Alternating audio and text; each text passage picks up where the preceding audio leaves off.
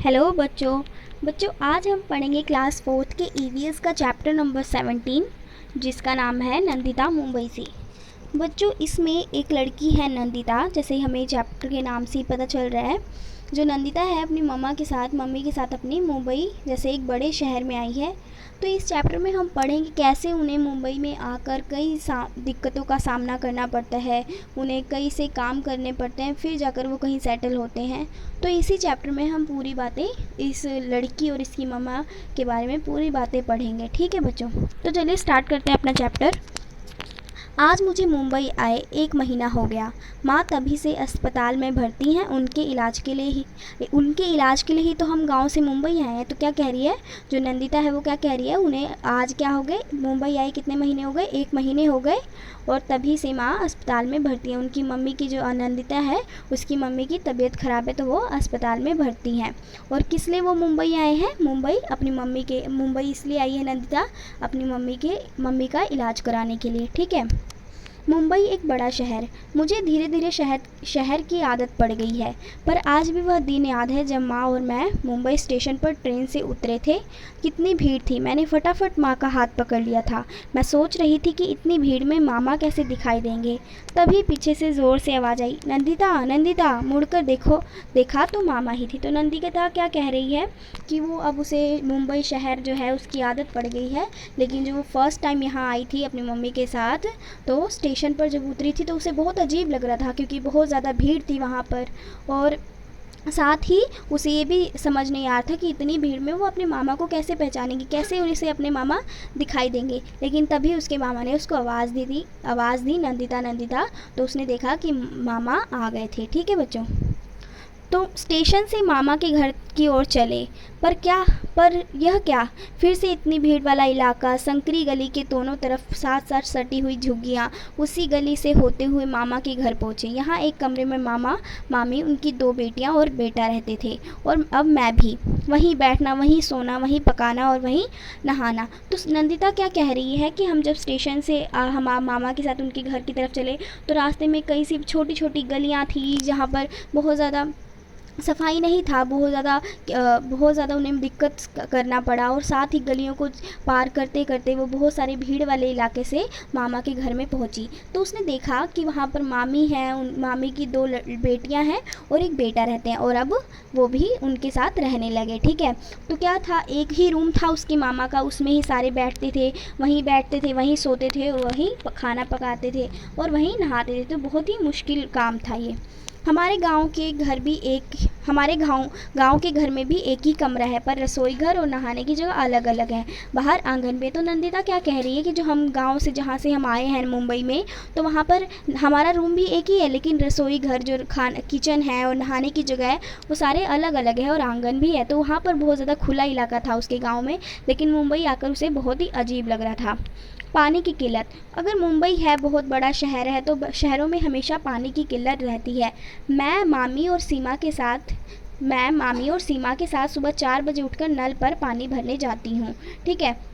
तो जो नंदिता है वो मामी की जो लड़की है सीमा, उसके साथ सुबह 4 बजे, जहाँ 4 बजे आप सो सकते हो, बहुत अंधेरा भी होता है और बहुत ज़्यादा जल्दी है, ये बच्चे शायद उस टाइम उठ भी नहीं पाते हैं। 4 बजे उठकर नल पर पानी भरने जाती हूँ। ठीक है। तो क्या करती है नंदिता, सुबह 4 बजे उठकर अपनी मामी और उनकी बेटी जो है उसके साथ पानी भरने जाती है। बाप रे, वहाँ पानी के लिए कितने झगड़े होते हैं। अगर पहुँचने में देर हो गई तो समझो दिन भर का पानी भरा नहीं जाएगा। हमारे गाँव के घर में भी नल नहीं है, गाँव में तालाब 20 मिनट की दूरी पर है। गर्मियों में कभी कभी तालाब का पानी सूख जाता है। ठीक है। तो नंदिता क्या कह रही है, बहुत ज़्यादा वहाँ पर भीड़ होती है पानी भरने के लिए, बहुत सी औरतें जो हैं लड़ाई भी करती हैं। और उनके गांव में भी उनका नल नहीं था घर पे, लेकिन 20 मिनट की दूरी थी, वहाँ पर तालाब था, तो जो वहाँ जाकर वो क्या कर लेते थे, पानी भर लेते थे। तब घंटा भर चलकर नदी से पानी लाना पड़ता है, पर पानी के लिए इतने झगड़े तो नहीं होते। जो कह रही है नंदिता कि मुंबई में पानी के लिए बहुत ज़्यादा झगड़े होते हैं, उसके गाँव में भी पानी बहुत दूर मिलता था, लेकिन इतने झगड़े नहीं होते थे।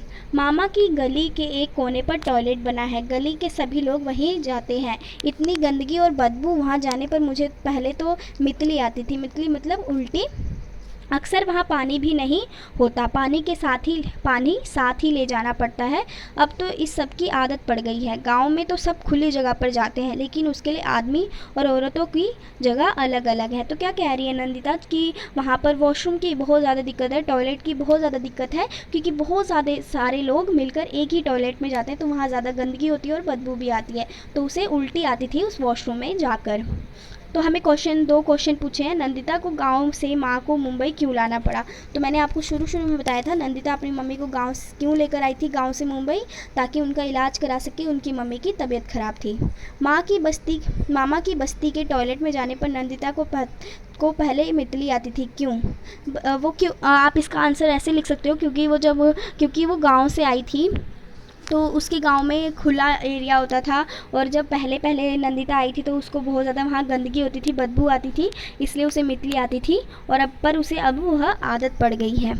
नंदिता को अपने माम और नंदिता को अपने और मामा के घर में क्या अंतर लगा। नंदिता को ये महसूस, आप इसका आंसर ऐसे लिख सकते हो कि नंदिता पहले खुले इलाके में रहती थी अपने गांव में, वहाँ पर बहुत ही ज़्यादा खुला इलाका रहता था, लेकिन जब वो मुंबई शहर में आई, मुंबई में बहुत भीड़ भाड़ वाला इलाका था, तो उसे बहुत सारी मुश्किलों का सामना करना पड़ा। ठीक है, उसे बहुत सारी दिक्कतें उठानी पड़ी।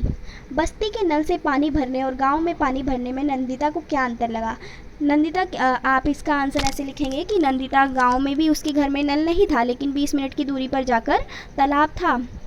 ठीक है, तालाब में, लेकिन पानी भरने के लिए उसके गांव में लड़ाई नहीं होती थी, झगड़े नहीं होते थे। लेकिन यहाँ पर एक ही नल है, यहाँ से बहुत सी औरतें भरती हैं मुंबई शहर में पानी, तो वहाँ पर हमेशा झगड़े होते रहते हैं औरतों के। ठीक है, आप ऐसे लिख सकते हो। तुम्हारे अनुसार क्या नंदिता के मामा की बस्ती में बिजली होगी। आप इसमें लिख सकते हो हाँ, उनके मामा की बस्ती में बिजली होगी, क्योंकि मुंबई जैसे बड़े शहर में बिजली अक्सर होती है। ठीक है, तो लिख सकते हो आप इसमें। सीख ही लिया, अब हम पढ़ेंगे सीख ही लिया, मतलब जो नंदिता है अब उसने रहना सीख लिया, मुंबई में कैसे रहते हैं ये सब सीख लिया है। मैं रोज़ माँ से मिलने बस से अस्पताल जाती हूँ। शुरू में तो बसों में भीड़ देखकर हिम्मत ही नहीं पड़ती थी उसमें चढ़ने की, आदत जो नहीं थी, पर डर ही भी लगता था, पर अब ठीक है, मुझे समझ आ गया है कि कैसे लाइन में लगना है, कितने का टिकट लेना है, कहाँ उतरना है। ठीक है, जो नंदिता है वो अपनी मम्मी से मिलने के लिए रोज़ अस्पताल जाती थी, क्योंकि उसकी मम्मी अस्पताल में भर्ती थी, तो वो बस से जाती थी। पहले जब वो यहाँ आई थी तो उसे बस में बैठने की आदत नहीं थी, क्योंकि बहुत ज़्यादा भीड़ होती थी, लेकिन अब उसे सब कुछ आ गया, उसे टिकट लेना आ गया, कहाँ उतरना है, सारा उसे बातें समझ आ गई हैं। बस्ती से कुछ दूर एक ऊंची बिल्डिंग है, वहीं 7 घरों में मामी सफाई और बर्तन धोने का काम करती है। उसकी मम्मी क्या करती हैं, वो किसी अलग दूसरों के घरों में क्या करती है, सफाई और बर्तन धोने का काम करती हैं। एक दिन मैं भी मामी के साथ वहाँ गई। देखने पर पहले मुझे लगा कि एक बड़ा घर है, पर नहीं, वह तो एक के ऊपर एक बने बहुत सारे घर थे। ठीक है, बिल्डिंग कैसी होती है, एक के ऊपर एक ही घर तो होता है। मैं सोच रही थी कि इतनी सारी सीढ़ियाँ कैसे चढ़ूँगी। ठीक है, लेकिन अब उसे नहीं पता था लिफ्ट के बारे में। फिर उसे लग रहा था कि इतनी सारी सीढ़ियाँ जो है कैसे चढ़ेगी नंदिता, तो फिर उसे नहीं पता था कि लिफ्ट है, तो फिर उसने लिफ्ट देखी, फिर उस पर चढ़ी। ठीक है, पर वहाँ लिफ्ट भी लगी थी, एक बड़े से लोहे के पिंजरे जैसी। ठीक है, तो उसे क्या कह रही है, लिफ्ट को क्या कह रही है नंदिता, पिंजरा कहती है, क्योंकि उसे अच्छा नहीं लगता होगा उसमें, और एक बंद सा कमरा होता है, एक बहुत ज़्यादा लोहे का, बहुत ज़्यादा, इसीलिए उसने उसे पिंजरा कहा। पंखा, घंटी और बल्ब सभी लगे थे उसमें। हम कितने सारे लोग उसमें घुस गए, बटन दबाया और झट पहुंच गए ऊपर। सच बताऊं, मुझे पहले बहुत डर लग रहा था, उसे लिफ्ट में पहले बैठकर बहुत ज़्यादा डर लग रहा था। बताओ, क्या कभी कोई तुम्हारा अस्पताल में भर्ती हुआ है। ठीक है, तो अगर आपके परिवार में कोई अस्पताल में कभी भर्ती हुई तो आपने इस क्वेश्चन के आंसर देने हैं, कितने दिन के लिए। ठीक है, क्या तुम उनसे मिलने जाते थे, वहाँ उनकी देखभाल कौन कौन कर रहे थे, क्या तुमने कभी ऊंची बिल्डिंग देखी है, कहाँ, उस बिल्डिंग में कितनी मंजिलें थी, तुम कितनी मंजिल तक किसी बिल्डिंग में चढ़ रहे हो। ठीक है, तो आप ये सब क्वेश्चंस जो हैं इसके आंसर आपने लिखने हैं। दूसरे घर में मामी सबसे पहले मुझे बबलू के घर ले गई। उसका घर 12वीं मंजिल पर था। कितना बड़ा घर था, बैठक, खाने का कमरा, सोने का कमरा सब अलग, और रसोई भी अलग। वहाँ टॉयलेट भी घर के अंदर ही था। मामी को बबलू के घर काम करने में टाइम तो बहुत लगा, पर ख़ास परेशानी नहीं हुई। रसोई घर में ही नल लगा था और झरझर पानी बह रहा था। ठीक है, तो जो सबसे पहले मामी कहाँ लेके गई नंदिता को? बबलू के घर। बबलू उनकी जहाँ पर वो काम करती थी उनका नाम बबलू था। तो उनका घर जो सारे रूम्स अलग थे, टॉयलेट भी अलग था, वॉशरूम सब अलग था। तो नंदिता को वहाँ जाके अच्छा लगा। ठीक है, तो बबलू के नहाने के लिए पानी की बाल्टी लगाई और टीवी देखने बैठ गया। तो बबलू ने नहाने के लिए पानी, मतलब जो वहाँ पर टूटियाँ थी तो बबलू ने क्या किया, बाल्टियाँ वहाँ लगा दी नहाने के लिए और फिर टीवी देखने बैठ गया। कितना पानी बेकार बह गया, यह मुझे अच्छा नहीं लगा। मैंने जाकर नल बंद कर दिया। तो क्या वो बड़ी बड़ी जिसकी बिल्डिंग्स होती हैं, जिनके अटैच बाथरूम्स होते हैं, वो कभी कभी टूटी चलाकर पानी वेस्ट करते हैं। वो उन्हें नहीं पता चलता कि हमारी बाल्टी भर चुकी है, तो वो क्या करते हैं, वहीं पर पानी वेस्ट होता रहता है। तो नंदिता ने जब ये देखा तो उसको बिल्कुल अच्छा नहीं लगा। तो उसने क्या किया, नल बंद कर दिया। ठीक है, तो बबलू के घर में बड़ी बड़ी कांच की खिड़कियां थी। मामी ने मुझे खिड़की से नीचे देखने को कहा। बबलू के घर की खिड़कियों से मामा की बस्ती दिखाई दे रही थी। बस्ती तो दिखाई दी पर पता नहीं चल रहा था कि मामा का घर कौन सा है। ठीक है, तो फिर ऊपर से नीचे सब कुछ ठीक है बच्चों, तो मुझे मामी जो क्या था, बबलू के घर में कांच की खिड़कियां लगी थी। मामी ने मुझे खिड़की से नीचे देखने को कहा। मामी ने क्या कहा कि उनका 12वीं मंजिल पर घर था। तो मामी ने नंदिता को कहा कि तुम खिड़की से, कांच की खिड़कियां हैं तो उससे आप तुम बाहर देख सकती हो। बबलू के घर की खिड़कियों से मामा की बस्ती दिखाई दे रही थी, जहाँ पर वो रहते थे अपने मामा के घर नंदिता।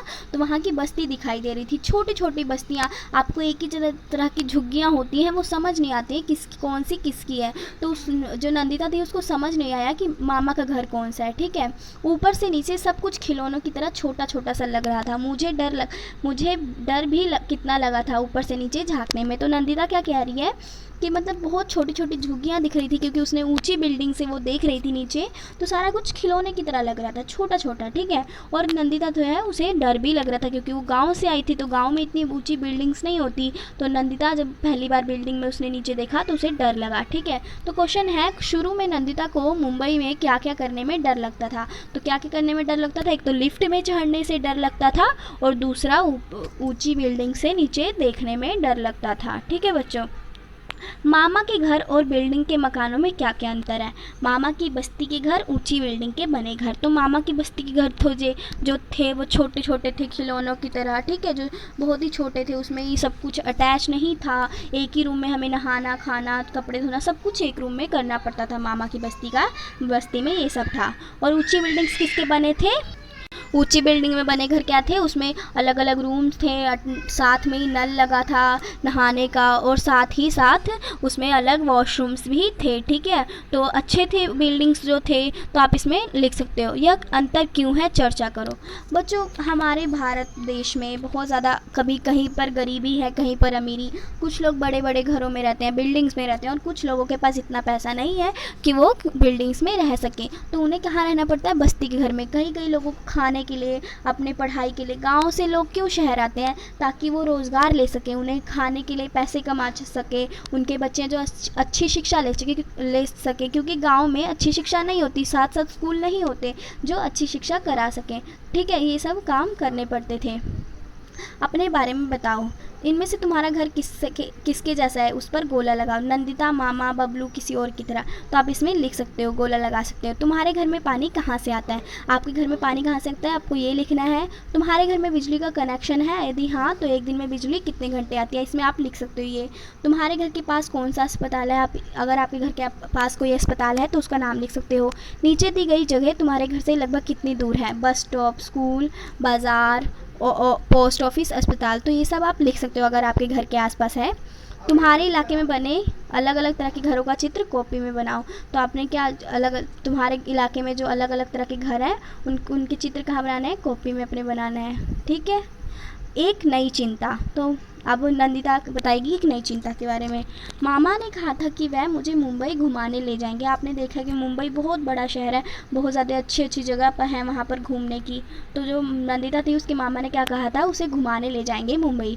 बस्ती के बच्चे चौपाटी की बहुत बातें करते हैं, सुना है वहाँ बड़े बड़े फिल्म स्टार भी आते हैं। बच्चों, हमें पता है जो मुंबई शहर है वहाँ पर सारे फिल्म स्टार रहते हैं, वहाँ पर शूटिंग्स होती हैं। ठीक है, तो जो नंदिता थी उसे भी मन कर रहा था चौपाटी जाने का। ठीक है, ठीक है, जब वो भी चाहती थी कि मुझे भी कोई फिल्म स्टार दिखे। आजकल मामा बहुत परेशान है, मैं उनसे मुझे मुंबई घुमाने को नहीं कह सकती। जो नंदिता के मामा थे आजकल बहुत ज़्यादा परेशान थे, इसलिए उसने देखा कि अगर मामा परेशान है तो मैं मुंबई जाने मतलब घुमाने की बात करूँगी तो उन्हें अच्छा नहीं लगेगा, इसीलिए उसने नंदिता ने अपने मामा को नहीं कहा घुमाने के लिए। पिछले हफ्ते कुछ लोग बस्ती खाली करने का नोटिस दे गए थे। अब यहाँ बड़ा होटल बनेगा। मामा ने बताया था कि पिछले 10 सालों से उन्हें तीसरी बार नोटिस मिला है। जो लोग यहाँ रह रहे हैं उन्हें अपना घर बनाने के लिए कोई दूसरी जगह दी जा रही है। इस झुग्गी के बदले जो जगह मिली वह शहर से बहुत दूर है, समझो शहर का दूसरा कोना।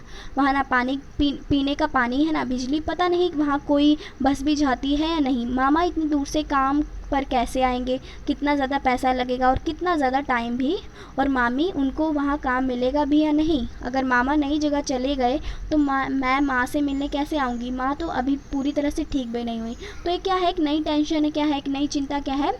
जो नंदिता जहाँ अपने मामा के घर पे रहती थी वहाँ क्या था, नोटिस आया था कि ये झुग्गी आपको खाली करनी है, उन्हें कहीं और जगह मिलेगी रहने के लिए जो कि मुंबई से बहुत दूर है, जिससे जो नंदिता के मामा हैं उन्हें परेशानी होती, उन्हें यहाँ पर आने, अपने काम पर आने की, और उनकी मामी को नौकरी मिलती या नहीं मिलती, किसी का कोई काम मिलता या नहीं मिलता ये नहीं पता था। इसीलिए जो है जो नंदिता बहुत ज़्यादा टेंशन में आ गई थी। कॉपी में लिखो, हमें कुछ क्वेश्चंस दिए हैं, ये आपने अपनी कॉपी में लिखना है। मामा को अपना घर क्यों बदलना पड़ रहा है। क्यों बदलना पड़ रहा है मामा को अपना घर, क्योंकि जहाँ पर वो रहते हैं वहाँ पर होटल बनाने को कह रहे हैं, तो उन्हें एक नोटिस आया था, इसलिए अपने मामा को अपना घर बदलना पड़ रहा है। क्या तुमने कभी अपना घर बदला है, यदि हाँ तो किन कारणों से। अगर आपने कभी अपना घर बदला है तो आप इसमें लिख सकते हो, नहीं बदला तो ये क्वेश्चन आपको करने की ज़रूरत नहीं है। क्या तुम्हारे परिवार के लोगों को काम के लिए दूर जाना पड़ता है, वह कहाँ जाते हैं, वह कितनी दूर जाते हैं। अगर आपके घर के अगर आपके परिवार के सदस्य हैं उन्हें काम करने के लिए बहुत दूर जाना पड़ता है तो आप इसमें लिख सकते हो। ठीक है, चर्चा करो, क्या मामा की बस्ती को हटाकर वहाँ होटल बनाना ठीक है। मुझे मेरे हिसाब से लगता है ये ठीक नहीं है, क्योंकि वहाँ के लोगों को हटाकर एक दूसरे कोने में डाल दिया जाएगा। ठीक है, तो वहाँ पर लोगों को बहुत सारी परेशानियों का सामना करना पड़ेगा। क्या पता वहाँ पानी हो ना हो, बिजली हो, बहुत ज़्यादा दिक्कतों का सामना करना पड़ेगा। इसलिए ठीक है, मामा की बस्ती को हटाना नहीं चाहिए। इससे किसको फ़ायदा होगा, इससे किसको फ़ायदा होगा, क्या लगता है बच्चों आपको। इससे झुग्गी वाले लोगों को तो फ़ायदा नहीं होगा, जो अमीर हैं, जो होटल बनाएंगे उनको फ़ायदा होगा। ठीक है, इससे किसको परेशानी होगी, झुग्गी वाले लोगों को परेशानी होगी। क्या तुम किसी ऐसे परिवार को जानते हो जिन्हें नंदिता के मामा के परिवार की तरह ही परेशानियों का सामना करना पड़ा है, उसके बारे में संक्षिप्त में बताओ। ठीक है, उनकी कक्षा में बताओ अपनी। ठीक है, ये क्वेश्चन आपको नहीं करना है तो ना करिए, क्योंकि आपको क्या पता ना पता हो। अगर पता है तो आप ज़रूर कर सकते हैं, आपकी मर्ज़ी। अपनी पसंद के घर का चित्र बनाओ और उसमें रंग भरो। आपने इसमें कोई घर ड्रॉ करना है सुंदर सा। ठीक है, अपनी पसंद का बना सकते हो, जैसा आपको पसंद है। अगर आपको बिल्डिंग जैसा पसंद है तो आप इसमें बिल्डिंग बना सकते हो। आपको छोटा सा घर पसंद है प्यारा सा, तो वो बना सकते हो, इसमें आपकी मर्ज़ी है। तो हमारा ये चैप्टर पूरा ख़त्म हो गया है। ठीक है, तो हमने देखा कैसे मुंबई शहर में आके नंदिता को बड़े बड़े परेशानियों का सामना करना पड़ा। तो ये चैप्टर हमारा ख़त्म हो गया। अगर ये वीडियो आपको अच्छी लगी हो तो इसे लाइक करो, शेयर करो और सब्सक्राइब करो, और साथ ही साथ इसे अपने दोस्तों में शेयर करो, ताकि उनकी पढ़ाई भी वेस्ट ना हो। लॉकडाउन के कारण स्कूल भी नहीं खुले हैं। तो थैंक यू। अगली वीडियो में आपको दूसरा चैप्टर पढ़ेंगे हम। ठीक है, थैंक यू।